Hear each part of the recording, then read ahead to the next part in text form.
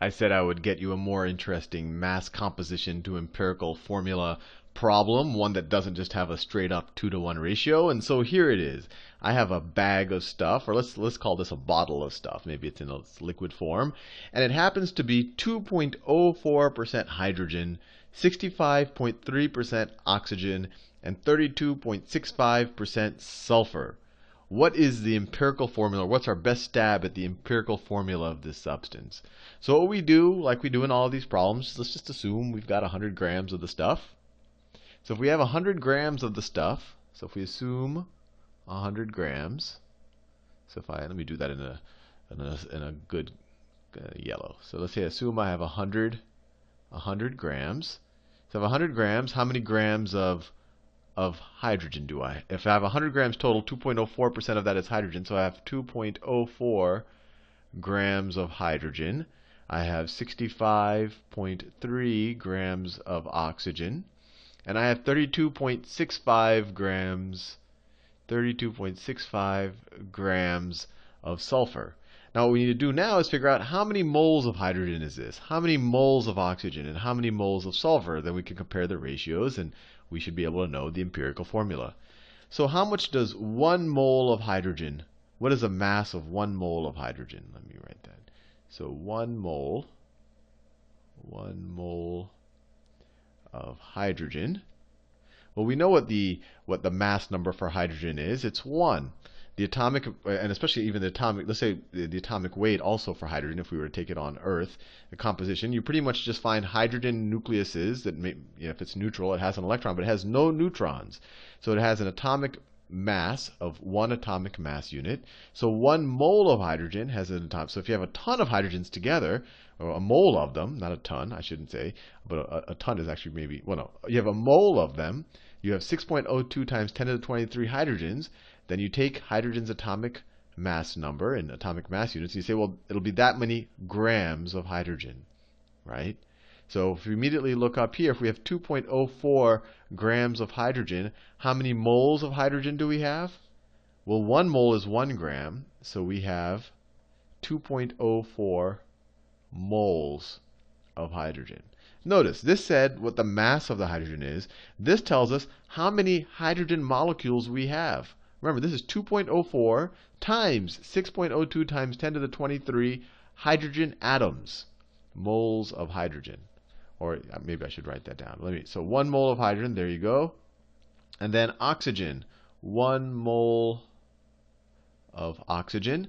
Oxygen's mass number, in case you forgot, is 16, right there. Oxygen's mass number is 16. So 1 mole of oxygen has a mass of 16 grams. 6.02 times 10 to the 23 oxygen atoms has a mass of 16 grams. So how many moles do we have here? Let's see. We have more than, so if we take 65, let me write that. We have 65.3 grams of oxygen, and we have 16 grams per mole, so you divide by 16. It equals 4.08125. I don't want to get too precise here, but let me just write that. 4.08 moles of oxygen. So let me write that in oxygen color. So I have 4.08 moles of oxygen.